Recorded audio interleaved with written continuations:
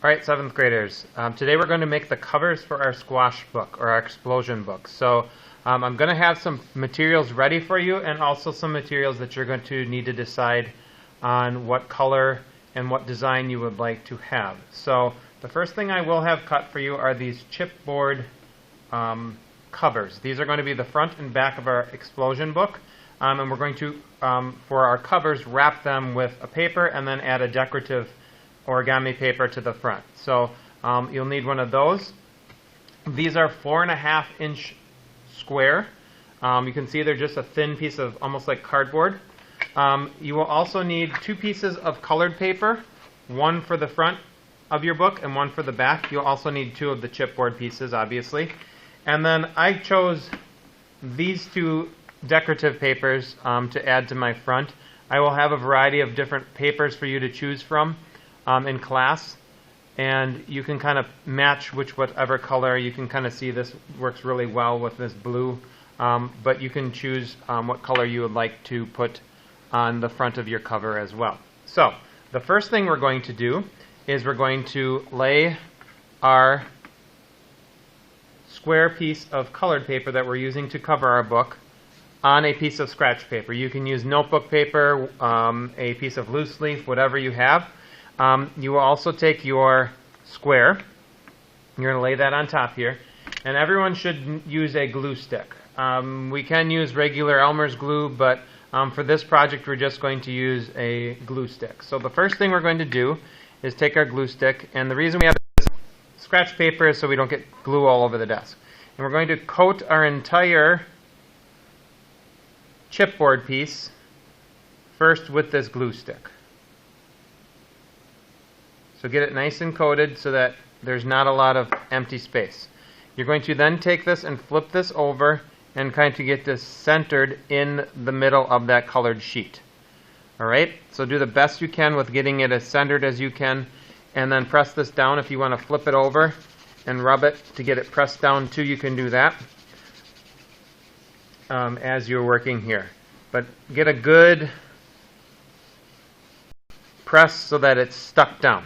We're going to flip it back over, and we're going to do 2 ends that are opposite each other to wrap them around to make our cover. So what I want you to do is take your glue stick, and you're going to glue this end here, and we're going to glue this end over here. Now, depending on what paper you use, this paper is a little more stiff and rigid, so it's going to take me a little bit to press, but you can see I'm going to press and wrap this around the outside of my cardboard here to start creating my cover. And I'm really pressing this down again to make sure I get a good seal. I'm going to go to this side and do the same thing.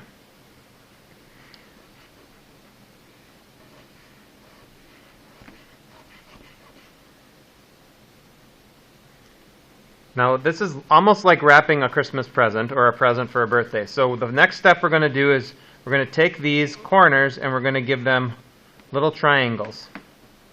So you can see I kind of folded that one in. I'll hold it up closer so you can see. I'm going to do the same with this one over here. I'm going to fold this in over here and give it a good press. Now I'm going to just pick it up and give it a little bit of glue here and press it down again so that it sticks. Do the same over here.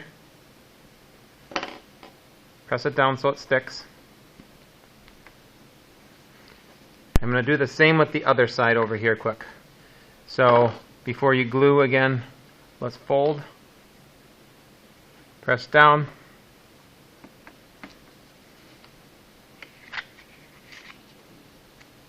press down again. With this corner, again, we're making nice beveled corners here, and then just give this a little bit of glue on those. Now we're going to have some more bulk here on these corners now with the diagonal, so it's going to make it a little more challenging to get this folded down, but we'll get it. So you're going to take your glue now, just like we did with the first. We're going to glue, and this is again why we have the scratch paper down here. We're going to put some glue on here, and we're going to very carefully wrap this around the outside of our cover here. and press this down.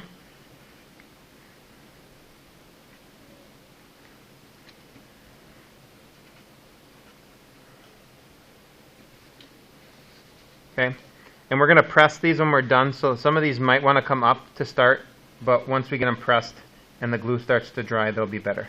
So again, we're going to press or put glue on this side, and we will flip this here. You can see this one's coming up a little bit. And again, push from the outside and work your way in.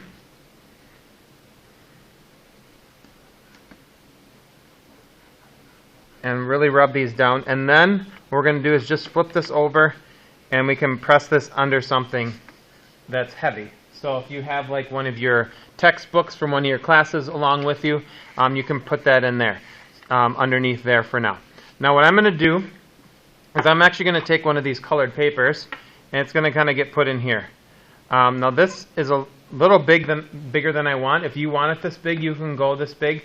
I did 4.5 squares, so I believe I made this 4 or just over 4.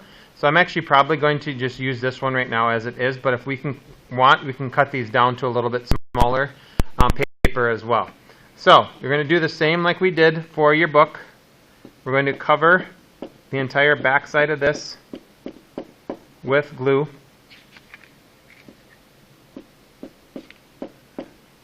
We're going to very carefully pick this up,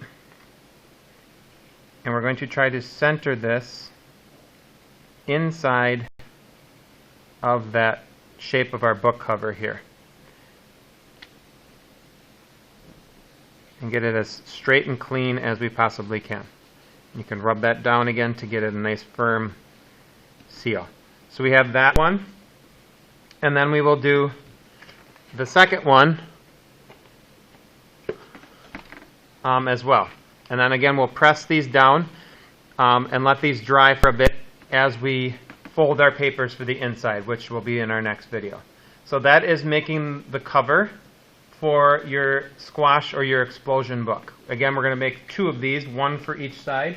You can see here I have just a plain blue on each side, but we have 2 to make our rigid covers on each side. Again, we will show you how to make this folded inside in our next video.